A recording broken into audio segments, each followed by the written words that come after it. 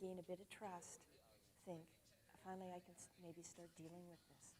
And so people like us, I think, from just what you're saying, what you do, may be one of the first people to hear that people are finally admitting, yeah, I think this is good, that there is a problem. I've specialized in trauma, grief, and loss since '78. And when I was finishing my master's program, I was very interested in the area of grief and loss, but there was nobody working in it. There was no university that taught it east of or west of Manitoba. There was no hospice program. There was nothing like that at that time. And so I started telling people that I was interested. I was a preschool supervisor and I had a degree in early childhood education, and I was seeing a lot of loss with kids and particularly concerned about children who are dying. And everybody told me, you'll burn out. Within 2 years, you can't do it. It was capped when I went to the BC Psychological Association conference where Schneiderman was talking, and he's the first thanatologist, and he'd done so much groundbreaking work in suicide. And I trotted up to him after, and I said, I think that I would like to specialize in this area.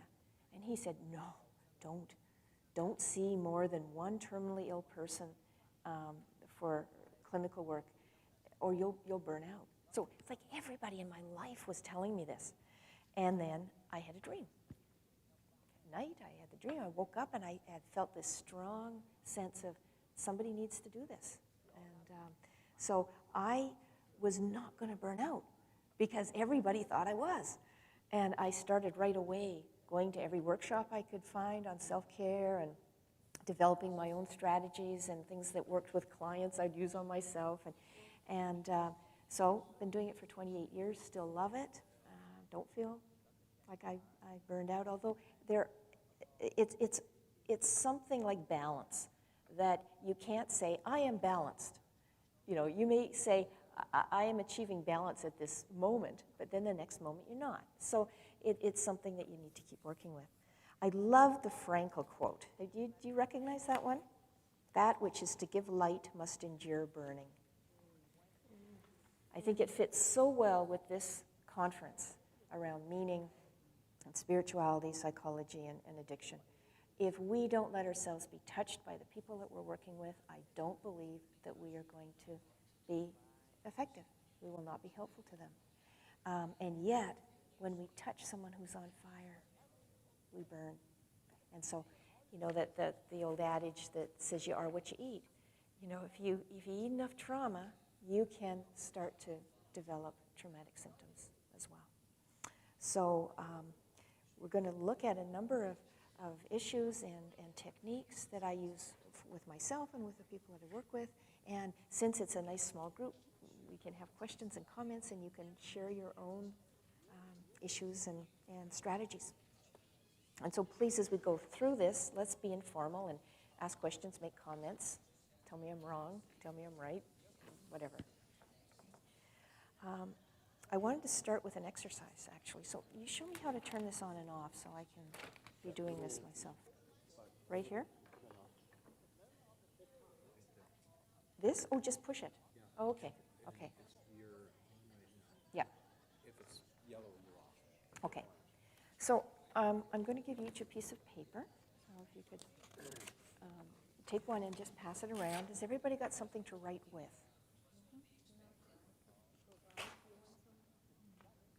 Okay. What I'm going to have you do after we start this visualization is to just write a word or a couple of words, fold it, and then just put it in the center. And you won't be asked to share it or anything. So, but at this point, I'd invite you just to close your eyes or to look down, focus in, maybe take a few breaths to settle. Feel the chair supporting you. And I'd like you to think of a really stressful situation in your life right now. It may be in your professional life, with a client, with a student. It may be in your personal life. one that you feel burdens you in some way.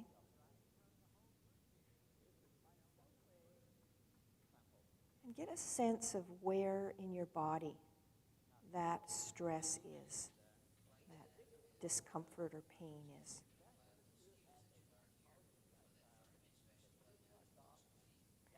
Get to know it. Does it move?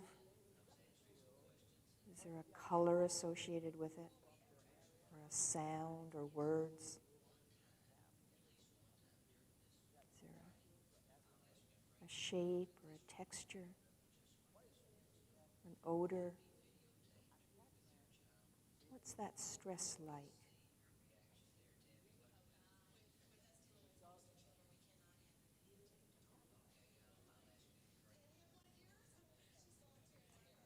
Now I'd like you to shift your mind away from that to a symbol of encouragement, comfort, guidance, strength.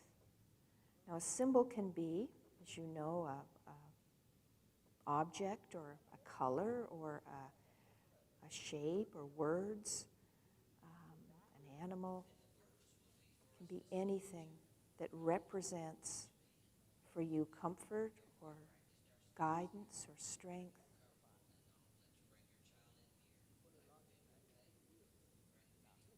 When you think of that symbol, I invite you just to write a word or maybe a sentence about it on your piece of paper, and then fold it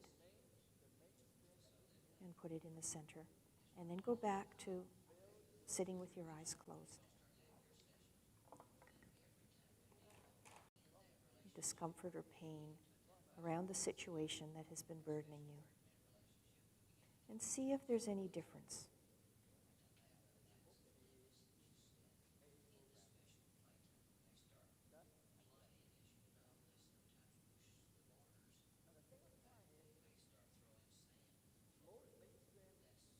Okay, now just let that move away, and as you're ready, just open your eyes slowly.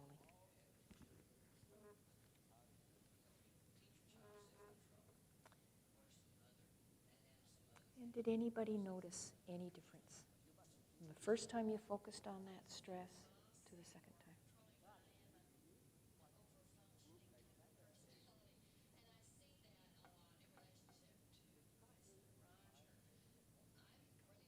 It was easy to recall. It was easy to remember the feelings around it. Mm-hmm. And then when we came back to it, it wasn't so potent. Okay. It was a little distance from it. Okay. So a little bit of remove, and therefore not as intense. Yeah. Okay. Thank you.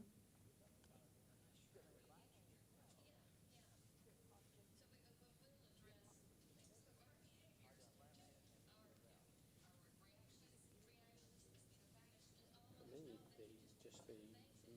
shifting to the symbol. Mm-hmm. I mean, it was hard to get back to, I felt a shift at that point in time, kind of a physiological shift. Mm-hmm. And I wasn't able to get back to the level of distress Right. that I felt Yes. the first time. Yeah. So even though that was the instruction, Mhm. it's like, I'm not there. Uh-huh. Right. Yeah. So it just didn't weigh on you as much. Yeah. And you couldn't get it as clear. Right. Yeah. Yeah. Okay. Thank you.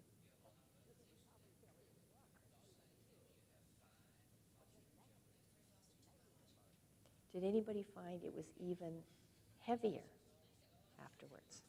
Because some people do. Or clearer. The incident I focused on was very new. Mm-hmm. I just heard it this morning. Okay. So you haven't had much time to really be with it. I've been It's so new. busy. Mm-hmm. But the stress it caused pain. Mm-hmm. Physical pain? Explain like Yeah. And then you go to the comfort type, and I was able to jump out of that. Uh-huh. Yeah.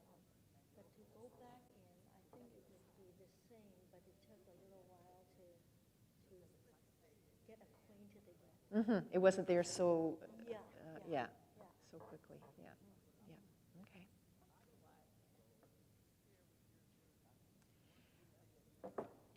That was what, a minute and a half?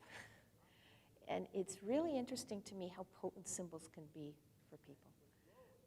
When I invite clients to think of a symbol of comfort, they realize that they have some internal resources that support them. But I think it's really easy for us as helpers to forget that we also have symbols that we may need, particularly when we're in a situation that is very stressful, either an acute situation or a chronic one.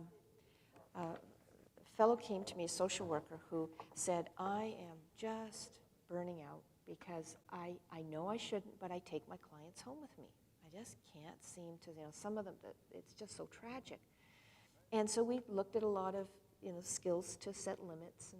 And at one point, I realized from the way he was talking that his symbol of helping involved having no limits, just being there for everyone, like these big arms open. And I said, well, that symbol's getting you in trouble because symbols are so powerful that no matter what we do, if that's the symbol you have for being a good helper, you'll keep going back to that without realizing it, because that's what you want to do, is be a good helper.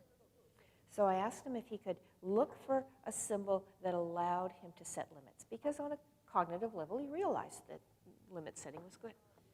So what he came up with is, and he showed me the next supervision session, because he said, I've got a bunch of little pebbles in my pocket.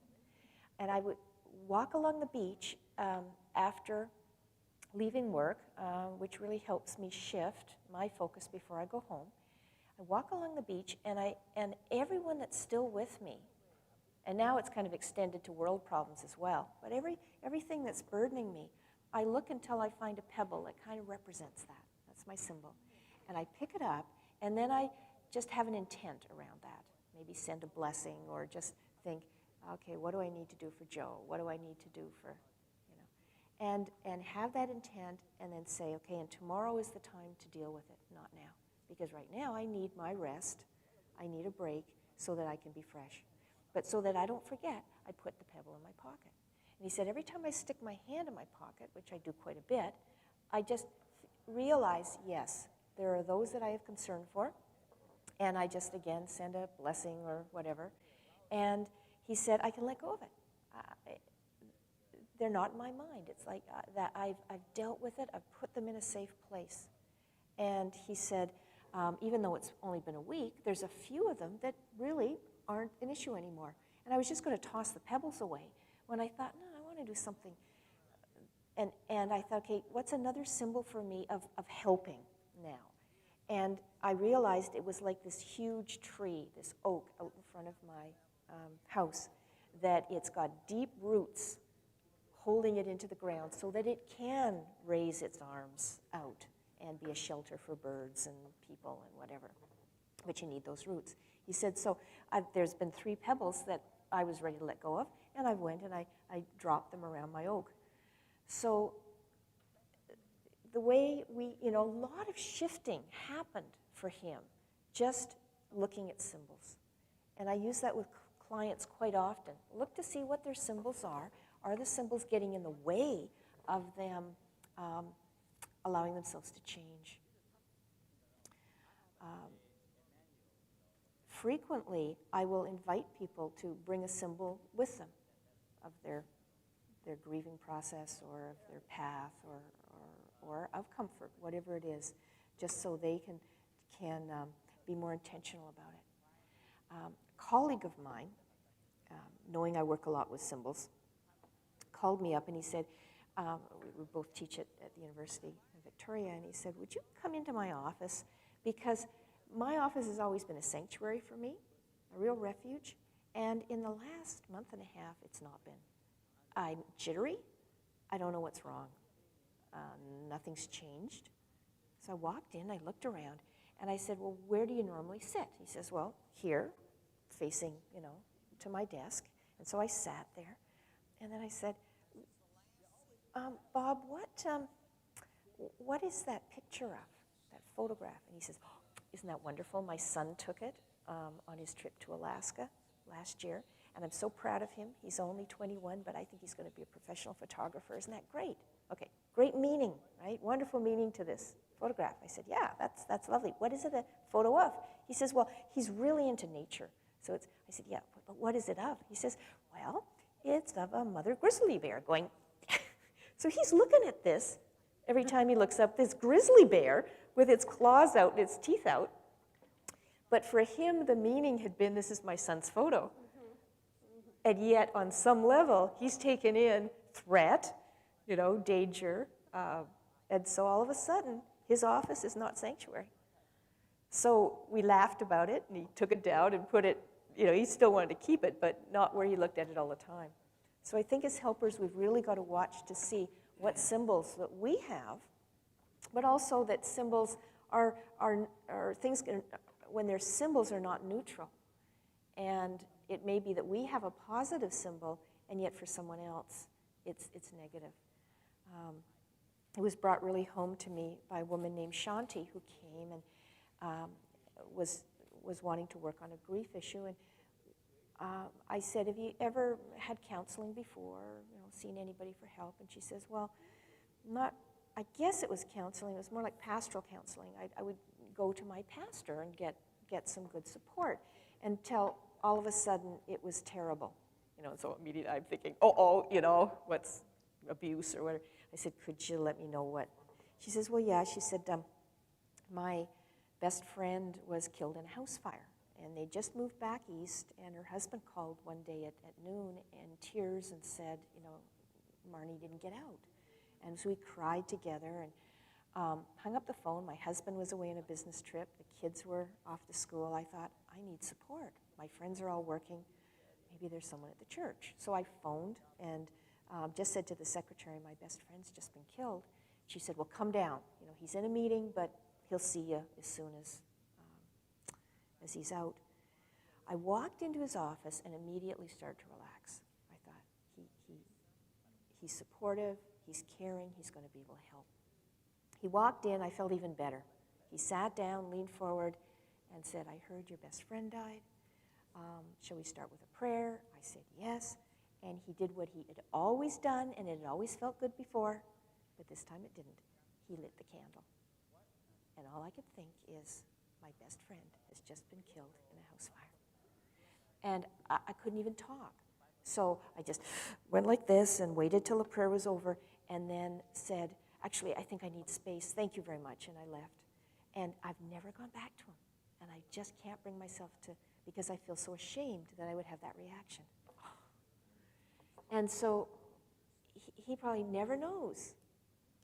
So for him, that symbol was one of support and comfort, and it had been to her too.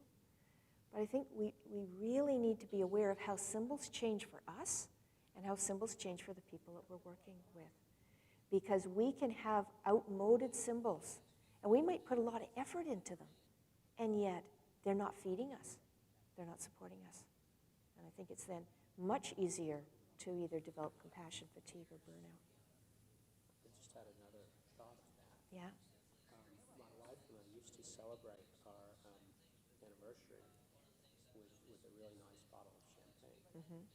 And then when our oldest daughter developed an addiction, Right.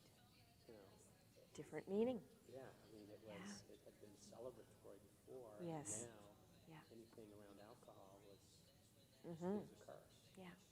So did you consciously find a new symbol? Well, we drink sparkling grape juice. Uh-huh.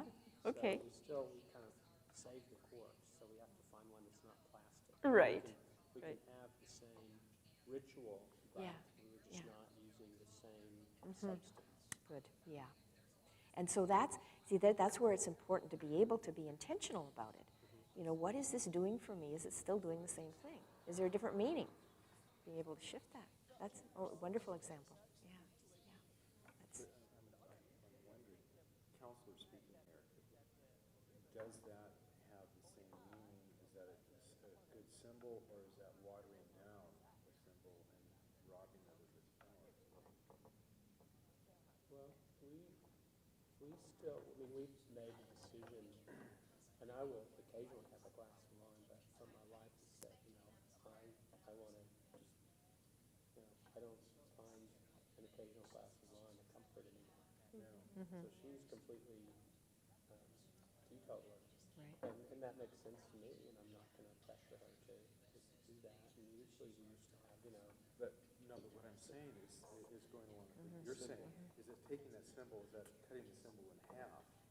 Does it have its same power? Does it have the same power, or is this a reminder, oh, we can't drink champagne anymore, and this is a substitute for a symbol that we used to have? Yeah, I don't want to find yeah, it. well, I mean, it hasn't really felt like that. I mean, if we miss the sparkling grape juice, it's probably not going to be a big deal. But it used to be something that was part of, because we've been given this really nice bottle of champagne on our wedding, and we had it on our first anniversary, and that kind of Set the kicked it off. stage, yeah, Right. right, But, yeah. But you were able to shift. right. You didn't And have it so doesn't- much. Yeah, it doesn't feel like that is a reminder of the daughters. Right. Right. I mean, it's really kind of like, wow, this is, we saved, $35 and we go out for a nice dinner. I mean, so in some ways, it's it isn't a mournful thing. It's a continuation of ours. So we still have all the corks from all of the anniversaries, but we've just shifted. So it doesn't feel like we're continuing to do this thing, which is a drudgery. It feels like, hey, we can still do this. We're just not going to have the fermented grapes. And yet what you're saying, Bart, is it's certainly important to help ourselves and others clarify whether it's a second-rate symbol now. And maybe grieve the original symbol if that's necessary prior to choosing a new one. Be able to have some sense of honoring it before moving on. For you, it wasn't a big deal, Right. but for other And, people, it what might be. I'm coming with this, too, is I think I've been the one that's pushed to continue it. And it may be, I'm speaking for us, but I haven't really had that conversation in that context. So it may be that I'm seeing it in a particular way. For her, it's not there, and it's like, okay, we can stop with this many corks, and, who cares?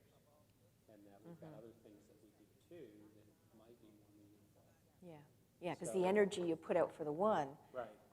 if it's not feeding you much, you could, yeah. And I'm speaking for myself, feeling like it's been a successful transfer, but not knowing whether she's going along because I'm saying, well, let's just get the sparkling grape juice, Right. or if it is indeed, something that's a reminder for her of something that's more meaningful. So something to check out. Great. So, anything else about symbols?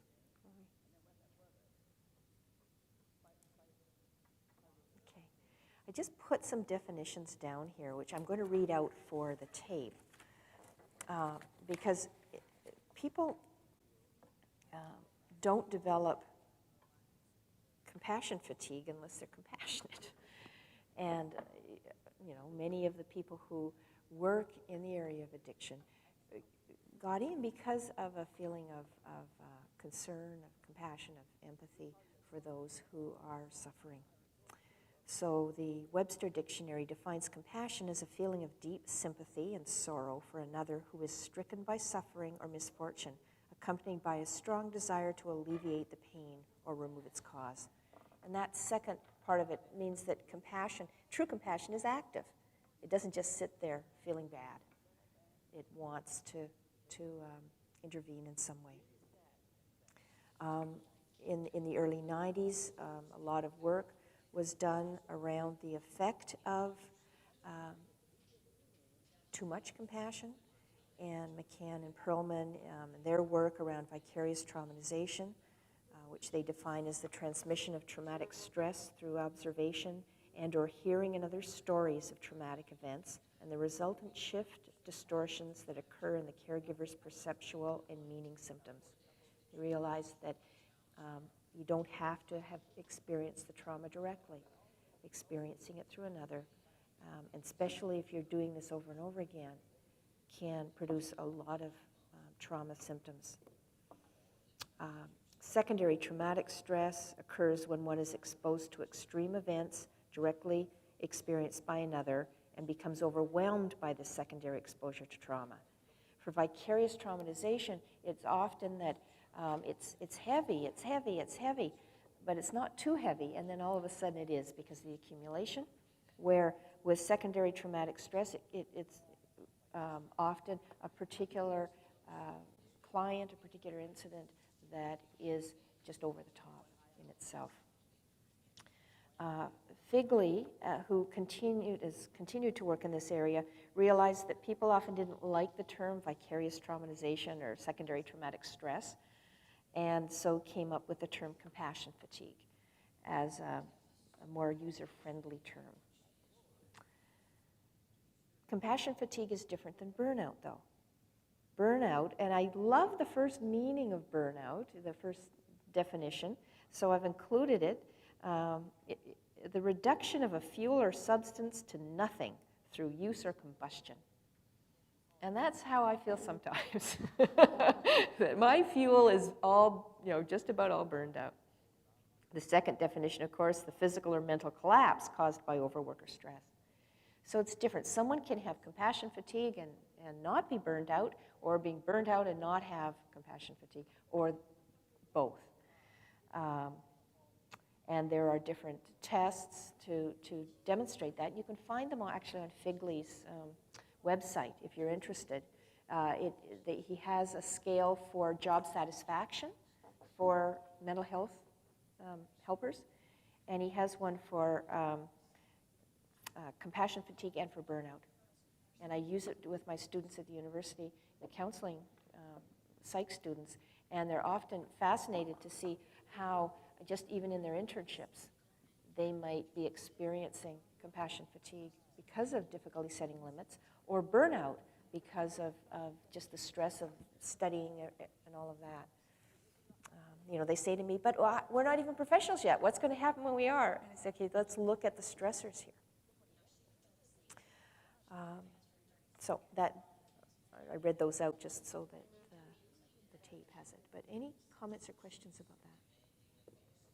I was wondering about empathy, because that seems like a part of all of this, but it's not mentioned. It's not mentioned, but compassion really, it's an empathic response to another person.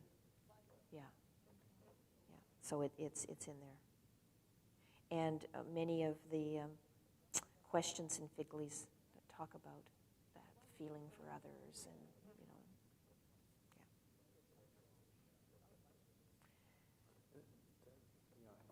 doesn't empathy kind of carry with it walking side by side with somebody, where compassion is more like carrying them? It's a slight difference there. Yeah, I see compassion as being heavier. Okay. Because you're actually... See, I use empathy a lot in my counseling. I feel like I'm very good with empathy. Right. But I rarely ever carry my clients home with me. Right. Okay. But compassion means that I'm weeping for them. Compassion and sympathy.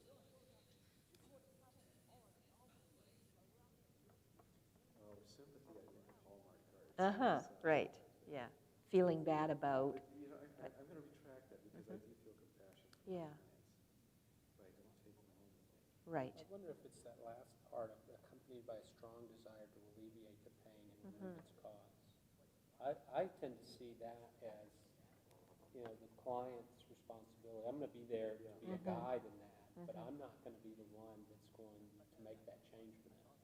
So I feel that it's more of an empathy than compassion. Okay. That's often, I think, how people misdo compassion, is they think they got to fix it. I think true compassion, and this is accompanied by a strong desire to alleviate the pain or remove its cause.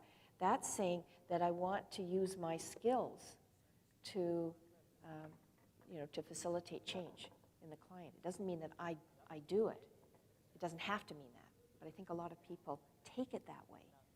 So it means I can be an advocate if that is appropriate. I can be, I can use the skills as a counselor to help them find their own resources or shift things or get clarity or whatever. So I think compassion is often that feeling. Empathy is, to me, somewhat more learned. You learn how to understand another.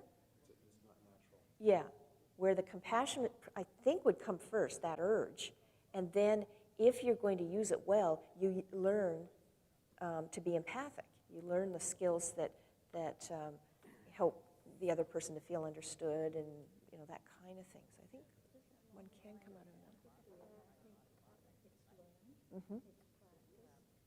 But it is a tool to try to feel how the client feels in order to understand where the client's at. Mm-hmm. Why are they perceived that way? You feel the same way that they feel. Yeah.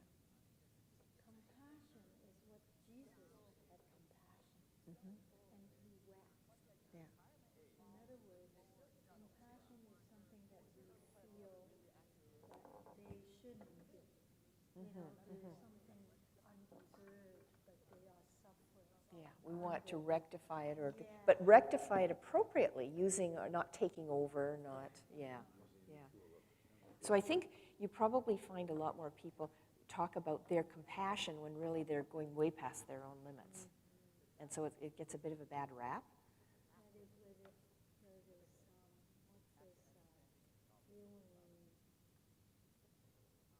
feeling sorry Yeah, more. yeah. And then it moves into sympathy, right? Yeah, and pity and that kind of, That's right? another big. Yeah, which some professional helpers try to cultivate pity and sympathy, thinking that's giving them distance. But really what it's doing is saying, I would never be there, I am not like you. It is. It's not therapeutic distance. It's not therapeutic distance, exactly. That's right. Yeah. A statement that just rankles me every time I hear it is people, helpers that trying to get that distance say, there, but for the grace of God go I. Which means they think they've got God's grace, and the person who's in pain doesn't, drives me crazy. But, that kind of feeling, that's, yeah. And did you want to say any more about that? No? Okay. So what are some of the stressors associated in working in the area of addiction?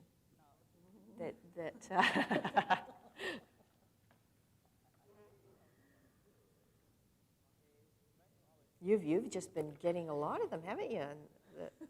Lately, Yeah, yes. like a huge need, a need that just seems enormous. Heavy duty, that's reality of life. Yeah. And I think, so often people say to me, I need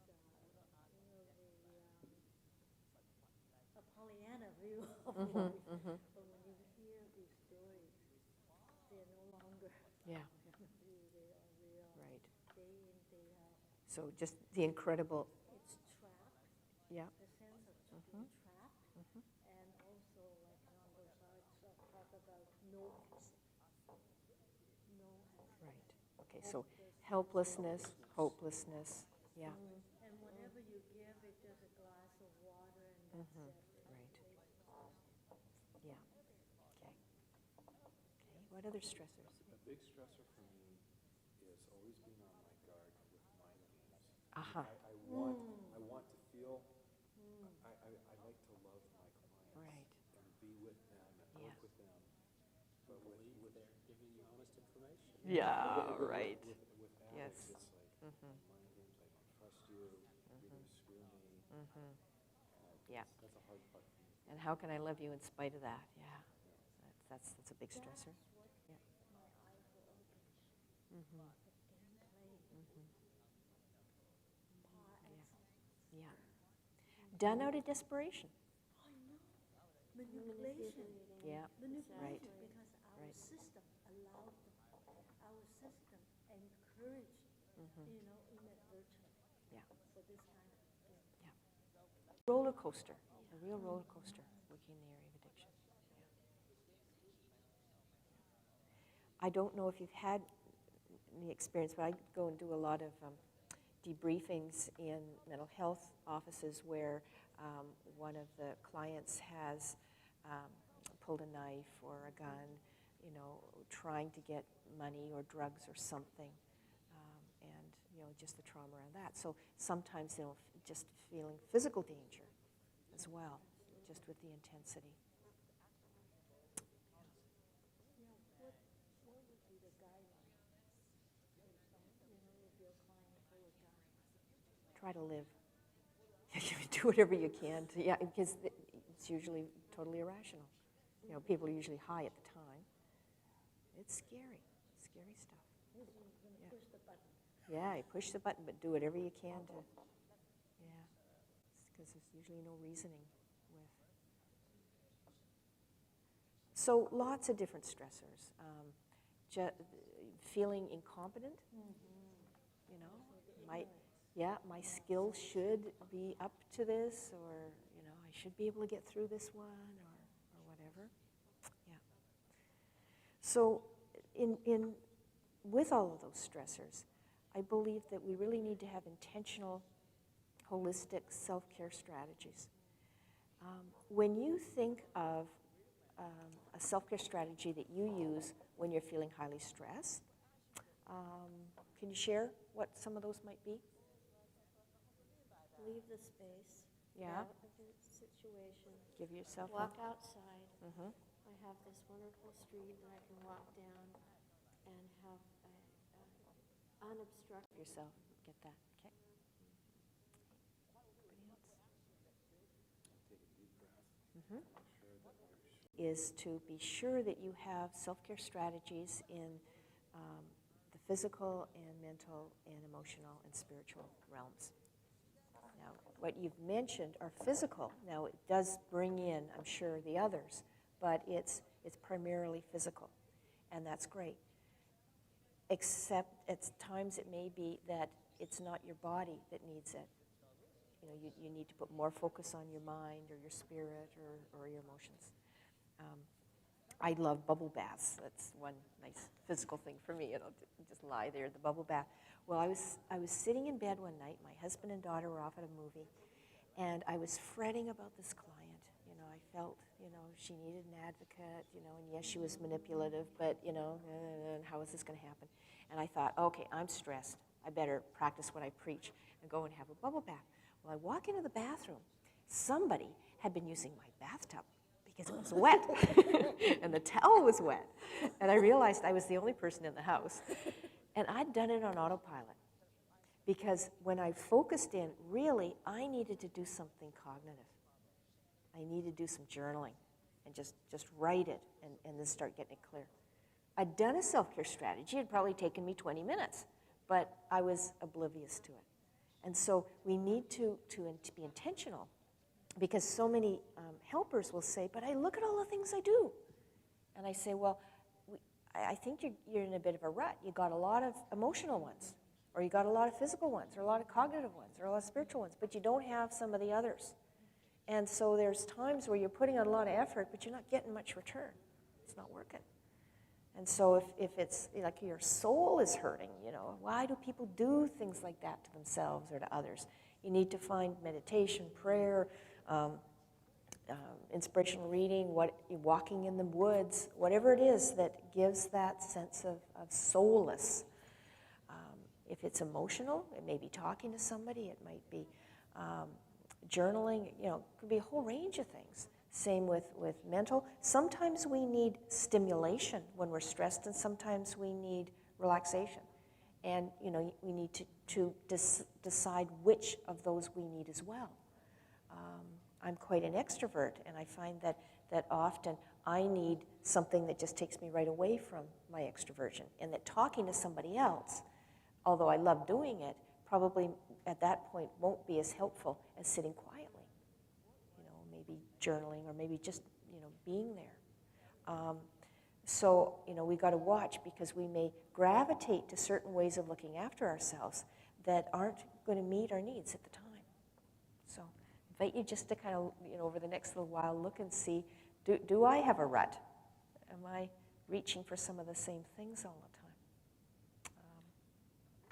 May I point out that there's a weight room and a swimming pool in this? Okay. And across the street, I used to live about 2 blocks from here. And one thing I did when I get stressed out is I went to the library that's across the street here. Yeah. And it has fountains. Yeah. It's a very beautiful, peaceful setting. And you take off your shoes and you put your feet in there. So I'd recommend that to you. I know that you're going to go out with dinner with people and all that. But Yeah. the library across the street has a very nice yard or whatever it is, Yeah. grounds. Yeah. So yeah, checking out your area. What is there that? Yeah. Anything else about that? Well, just reflecting on, I have ritualized things that I do. Yeah. So every Sunday morning, I'm going to do certain things, but they're not like the emergency, kind of like, what's the emergency plan? Right. And Yeah. that's where I need to kind of work on, okay, it's a 20-minute drive to the Arboretum where I walk, Yeah. All Yeah. that kind of stuff. Yeah. Okay, that's great, Yeah. but that's not in the middle of the day. When Right. something happens, Goes fast. I Yeah. can't get there. So I need to really develop a repertoire that's easily accessible. Yes. Yeah. Because so many people will just kind of be holding on with their fingernails. I got to make it to Friday, and then I'm going to be able to go to this, my ski cabin or something. But that's no good. You got to be doing something right at the moment. And I have Gregorian chants downloaded onto my computer. and you listen to those for a bit. If I have a little bit of break in the day, I Yeah. turn on my computer to the Gregorian chants. Yeah. Yeah. That reminds me of some things that I've found for myself because I'm a full-time student and then I work too much and then I have to study. Yeah. And so when I was taking algebra, which was really challenging for me, it was really, really stressful. Under that regular stress, and then adding something that was really difficult for me, like a foreign language. And I found that my monthly sweat lodges, I don't know if you're familiar with sweat lodges, Yep. but going in there with the darkness and then the heat, and it takes me out of, it shifts me out of all this stuff that I'm carrying in my body. Right. And just, I just come out of there just totally reborn. That, and I live down by the Puget Sound, so like a half a block from the water. And walking down there and walking into that ice cold water and just standing in there The and shock of it. allowing that to cleanse me. It's these shifts out of our normal, box that we're so used to being in, and breaking almost a trance, breaking the trance that we get in with our everyday lives. Yeah.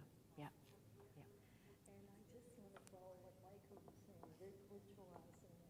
Well, we like to do exercises, but then sometimes it wasn't the right day, it wasn't the right mood, it wasn't the right time, and then you feel guilty for not going. And if your husband said, well, we was going to exercise, all right, it's almost like a chore, Yeah. And And this is supposed to be for self-care and stress reduction and Right. exactly. Yeah. It becomes a task. yeah. And then when he said, well, maybe we have so much to do tonight, maybe we'll go tomorrow night, you feel, But still guilty. Yeah. why Right. do we have to make ourselves tense and then relax? Yeah. It was silly, Yeah. right? But if you don't put some guidelines, then we'll never go, right? Yeah. So I think the remedy would be we have to be flexible and say maybe, see, let's try twice. It doesn't matter which day. If it is working, it's fine. If not, we can shift it. Yeah. With that kind of understanding, without a negative implication. Sure. Well, and two, I think, we know from lots of psychological research that if you're owning something, if you have that personal motivation, you're more likely to do it. So clarifying, is exercise the right thing for me to be doing? Is it going to meet my needs? And really clarifying what those needs are and discussing it, talking about it, yeah, then you all gung-ho and off you go if that's the right thing. And if not, then why do I keep setting myself up with this one? I got to shift to something else. So, yeah, that's, yeah, we get on a treadmill. Tyranny of the That's right. urgent. Oh, sure, yeah. And, as Michael was saying, having a variety of strategies really helps. One's for, the longer term, or ones that can be done just at a moment's notice. In the back of A Path Through Loss, one of my books, I've got a structured journal. And the section, which people can just kind of develop for themselves, but, daily self-care strategies, periodic ones, and I give some examples, and then during overwhelming stress. Because when people are highly stressed, they're not at their most creative. And think, what do I do? And I think that's where some addictions can develop, because when we're so stressed, we think of the same thing all the time, and we overuse it, and it becomes a crutch. So that's where having a variety, having written them down, writing down what other people do, and maybe saying, well, when I'm highly stressed next time, I might try that. It broadens it. I think if anybody says to me, oh, I have something that works really well, but it's just one strategy, I just know they're going to fail at times. They're either going to have to lie to themselves that it's helpful, or, I could sit and talk to you for an hour and not feel relief, but think I should, and therefore, but start to feel like a failure. I guess the stress can't be dealt with. So, something that ties in with the ability of ourselves to do the self-care strategies is the energy expenditure. And so I want to describe this model that I developed in the early 80s. And actually, it came about when I was doing a lot of work with bereaved parents.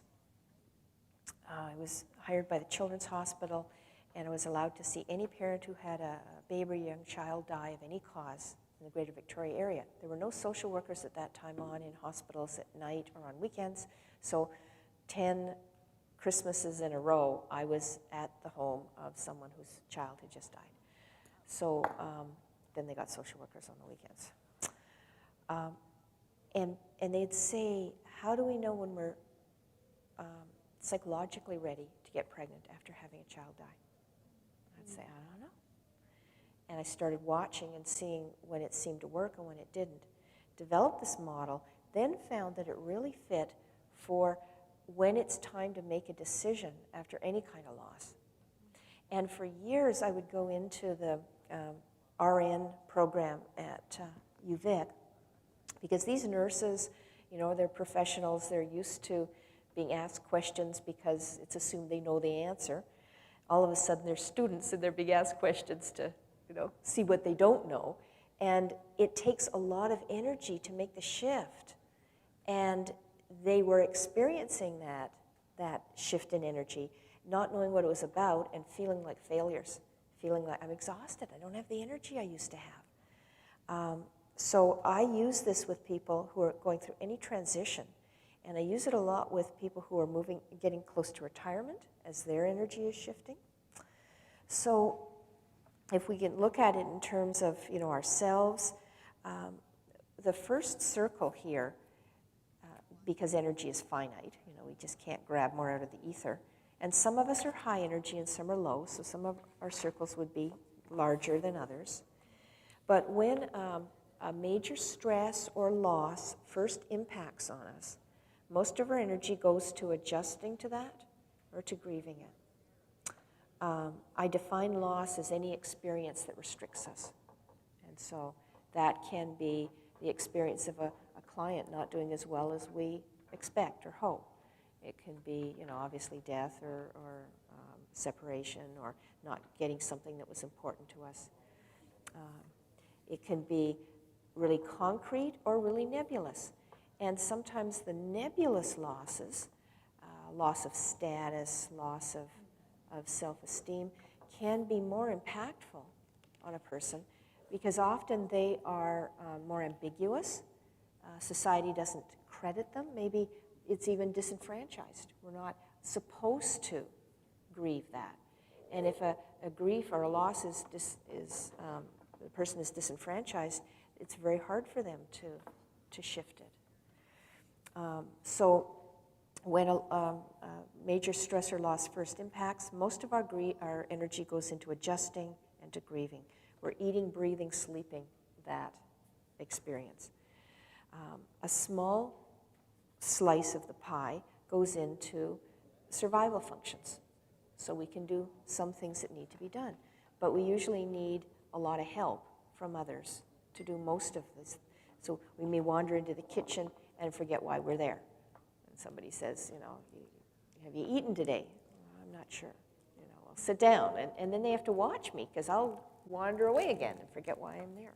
Some people have even less of a slice of survival, and they have to be put on respirators. Their loss is such a shock. They can't even breathe for themselves. For some people, it's only a few seconds or minutes that they would have hardly any survival energy. For others, it may be hours, days, or weeks. As time goes by, we move back and forth through different meanings and implications, and therefore this energy expenditure shifts. It may be that we have some more survival energy at one point, and then a new meaning comes in that's really hard to integrate, and more energy is taken up with that, and so we have less for survival. And we think we're moving ahead, and all of a sudden it looks like we're going back. So if people realize that we grieve for the meanings and implications rather than just the fact of a loss or stress, it makes it easier. But at some point, again, it might be days or weeks or months, we get to a place where all our survival function is intact. We can do everything that needs to be done. I just arbitrarily did that as half. It's really different for each person. We still have a lot of adjusting. We still have a lot of grieving. And it's often at this place that people will say, I can't function well anymore. I need to get into counseling myself. Or, maybe I should look for a new career. Because up until this point, the person could not monitor themselves well. They had what I call, and Rando talks about it as well, the emotional anesthetic. Times where we just space out, we get respite from what's going on, we're not firing on all cylinders, we feel numb. And so we're not able to monitor. In the second circle, we are, and we don't like what we see. Is this what life is about? All I'm doing is working and dealing with all of this garbage. I can't handle this, or I should be further along by now. So this is the place where we start to judge ourselves and think I must have done something wrong, or other professionals could cope, and I can't, and what's wrong with me, or whatever. If we realize that this is a very important place, because this is where we finally are able to look at the loss or the stress clearly. And that's why the very first exercise we did, some people say to me, I felt the loss heavier or clearer the second time. And I'll say, what do you think that might be about?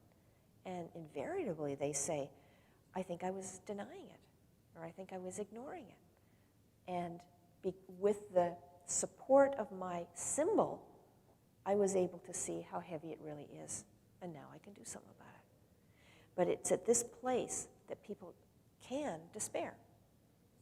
And I get a lot of people actually coming to workshops because they feel less competent as professionals, and they think what they need is more professional training.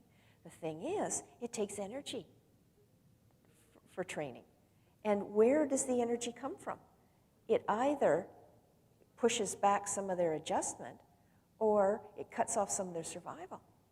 So then they're getting into this vicious circle where the more energy they put out to try to become more competent, the less competent they actually are. It's better at that point to just go and take it easy, you know. And so some people have just, please don't, but, you know, just left the workshop when they realized that. This is the last place I need to be. I need to go lie down, or I need to go put my feet in the water. At some point, if we continue on this process, and again, it flows, we move back and forth, get to a place where we'll add a bit of life enhancement. And for many people, they say it happens almost overnight, that they'll wake up one morning and feel some enjoyment. The world looks better. And they can say, oh good, the stress is gone, or there's nothing to grieve for anymore. Well, that's not true. And if they set themselves up like that, then the next wave of stress or grief comes, and they're going to feel that they've really blown it, or they're right back at the beginning, and then they can despair. But if they realize that it's just a glimmer of possibility and enjoy it without using it up, this is where I think the rebound effect happens in relationships or sometimes jobs, where people will say Joe says, you know, I'm never going to get into another relationship. Can't trust him. You know, I've been in 5. And that holds while he's in the first and second circle. But then he gets into the third, and he's walking his dog, and he meets someone who smiles at him, and he's feeling something for the first time in months. And he thinks, this must be true love. You know, develops a relationship that's not built on anything. And the first time he has to really put out energy and doesn't have it, there's an argument, and he's backed off, and he says, yeah, I'm burned again. Never going to get into another one. People will do that with jobs, too. Thinking, well, a change is as good as a rest. And I'll switch over to a new task, or new clients, or new something. And use up the little bit of life enhancement energy they had. You know, oh, for the first time, when you talked about that project at work, I felt some interest. I think I'd love to be that facilitator of that group. A little bit of life enhancement speaking. They get into it. In the second session, there's a conflict in the group, and they think, why did I do this? You know, so I see it happening all the time. As time goes on, we move back and forth, sometimes to the first circle again. If we keep moving, allowing the adjustment process, we'll get to a place where we don't see ourselves as highly stressed anymore, or we don't see ourselves as grieving. But the fourth circle is just to show that there's always a little bit of grieving energy that that is present. And it's not restrictive. And it will become larger again during the anniversary times, you know, significant dates, even years later. And that's not bad, that's not wrong. Now I know some people never have this much life enhancement energy. Again, I just had to be arbitrary. But when I'm helping people make decisions, you know, a professional says, I think I've had it with this job, I want to move on. If they don't have any life enhancement in their life at this point, then they're not going to make a good decision about where to go. Because it takes a lot of energy to shift, not just physical energy, but, you know, moving of any kind takes mental and spiritual and emotional as well.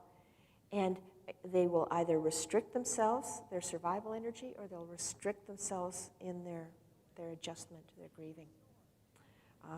It's better to wait sometime between the third and the fourth so that they have enough energy to really be clear on where they'd like to be, what they'd like to do, and they're not coming out of a place of real emptiness.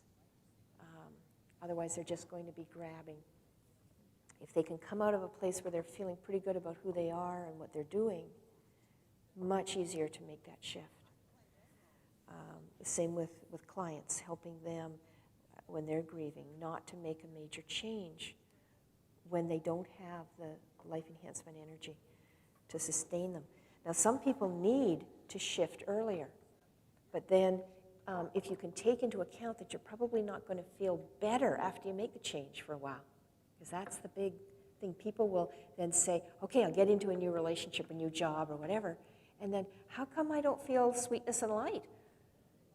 If they know that's going to happen and can monitor their energy and be gentle with themselves, maybe get others to help with their survival functions, and just know for a while I'm not going to feel the benefit of this, I won't feel the life enhancement, then it will integrate more easily.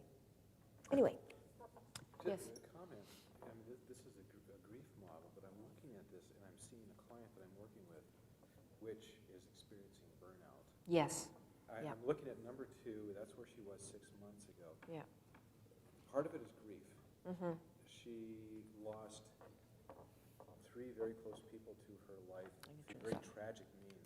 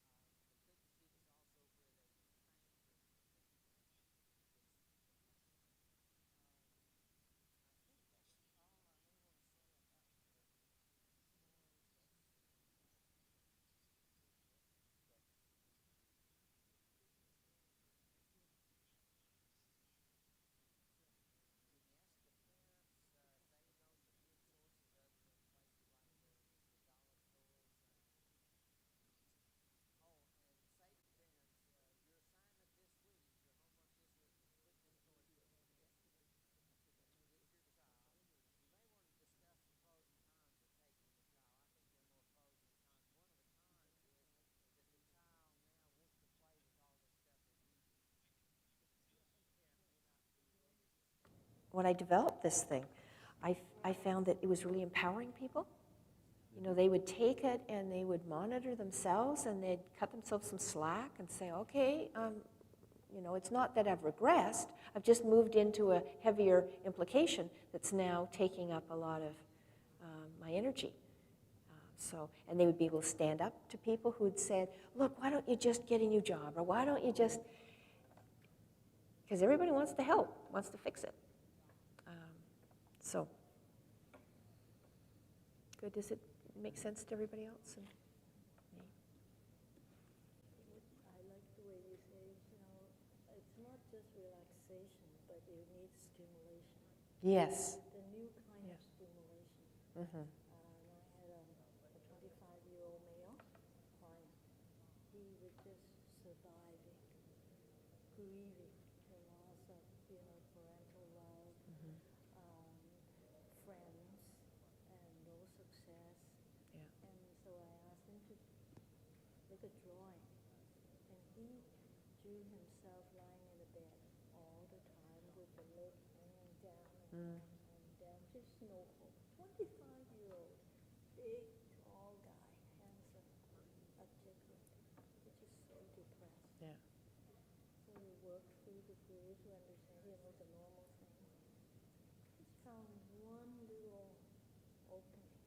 And really wanted to be, you know, someone who would use physical power. So he said, I'm going to take a course, took action. And he took 3 days, and he came back completely different person because he had new learning, Right. new confidence, Yeah. and new knowledge, and new view of life. Right. Then he's ready to launch the second level. Mm-hmm. And that was that little. Yeah, when you have that opening. Yeah. Yeah. What time is break? Do you know when we're supposed to? Because I know it's 3 o'clock would 3 be o'clock. great. Good. Okay, good. Okay, so anything else about this? Make sense? Okay. I'm not saying a lot about the grieving process other than that I think I know as helpers, people who are working high stress, we need to be very clear about our own style of grief. We learn styles of grieving, and if they're working for us, great. We can have loss after loss occur because it's going to, and we can ride the waves of that. And if we don't grieve well, then we are going to move to burnout pretty fast. Ken Doka talks about the intuitive and instrumental styles of grieving. The classic scenario I get is the woman is sitting in the living room with Kleenex, crying her eyes out. And that helps. She's letting go of some of the pain. But he who should be supporting her is not there. He's down in the basement building something. And she thinks, he doesn't care, he doesn't love me. She has an intuitive style of grief, and he has an instrumental. And the instrumental style finds that by doing something meaningful, it doesn't remove you, you don't dissociate, it just helps you to process. So he's down there building something, and as he's doing, he's having thoughts and he's having feelings, and issues come up, and if somebody else was there, at times he might say something, briefly, but he's not helped. In fact, he feels like he's getting more and more depressed if he sits and is made to share a lot. If she was told to get in the kitchen and just be busy, she would find it diverted her from her process. So they're both doing what they need to do, but they're thinking the other one's wrong, and they're pulling away. And I find that happens often with a group of professionals, with our colleagues.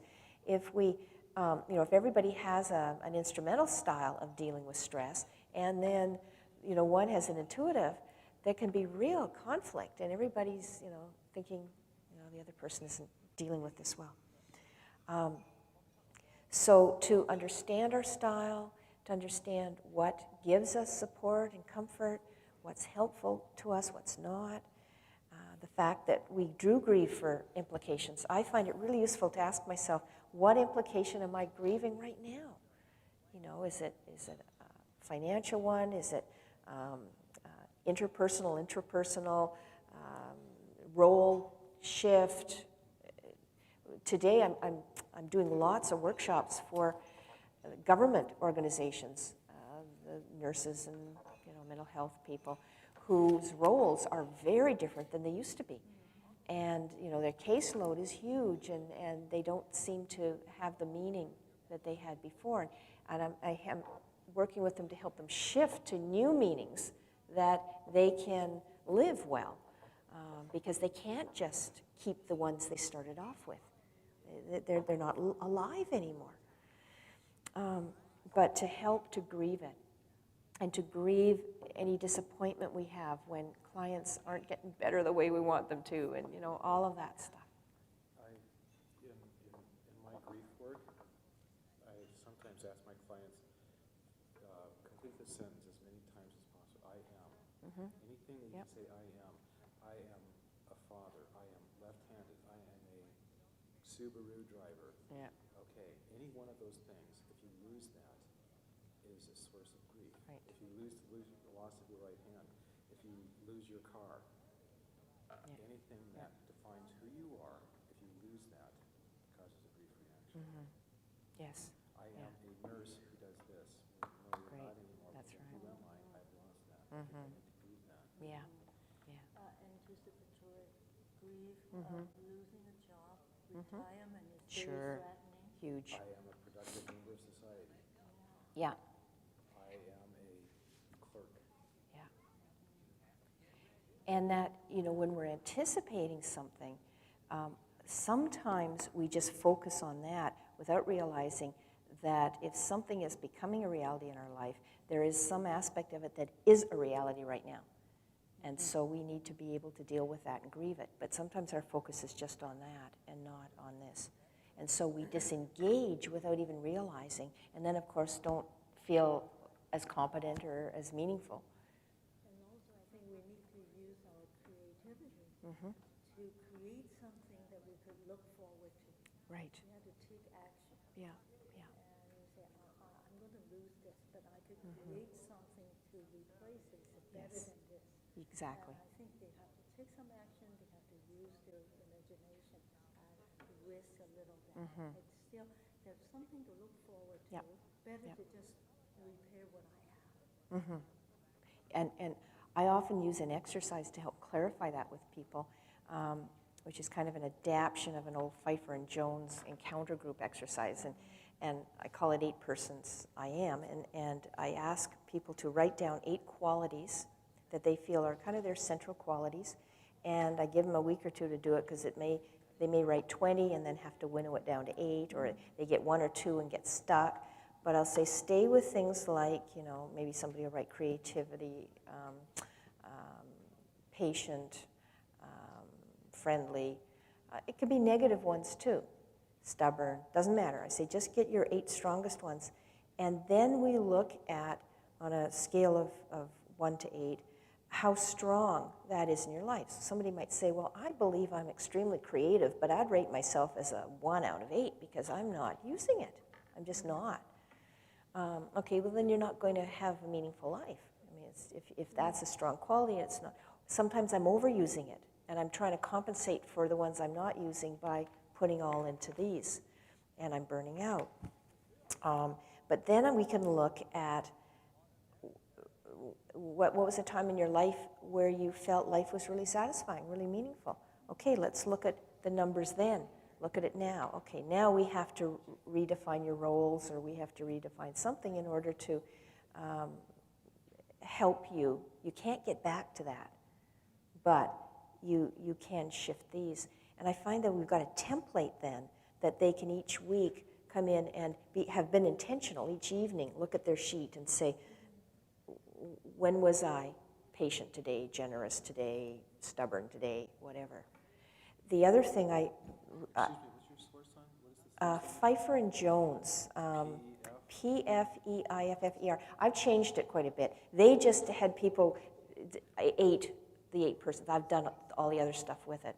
I could email it to you if you want. I'll put it in a PDF and you could use it, yeah. Because they just had people say, I am, for 8 qualities. But then with that template, it helps people with a very clear goal. And if they're looking at a new job or something like that, or a new relationship, how does that fit in? I think it would be a good working, project for teens. Yes, oh yeah, They teens don't love get it. Stuck Yeah. on the couch watching TV or doing Yeah. video game.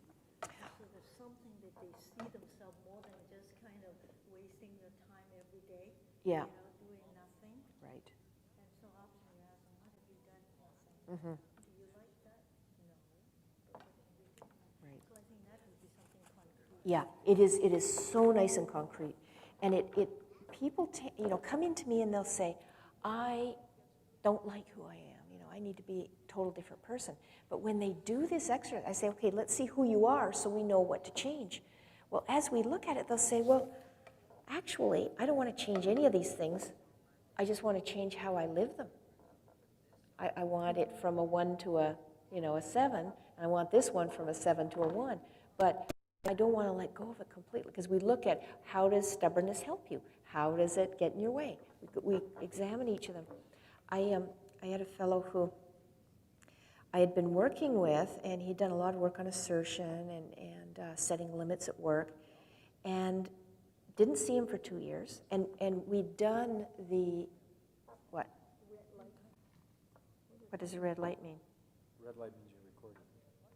Okay, so that's all right. Oh, does it? No, green light means you're recording. Yeah. I don't know. Maybe, oh well. Battery? We'd done this exercise. I didn't see him for 2 years, and then our automobile insurance company referred him to me. I thought, that name's familiar. He had been in a car accident, and he had a traumatic brain injury. And I do a lot of work with TBIs, and he came in and he says, I'm a total different person. And I was able to go to my old file and say, okay, Brad, I'll just call him Brad, let's do this again. Remember we did this 2 years ago, and he came up with the same ones. Of course, they were different, and they needed to be lived differently now with the restrictions he had because of his brain injury. But he was the same person.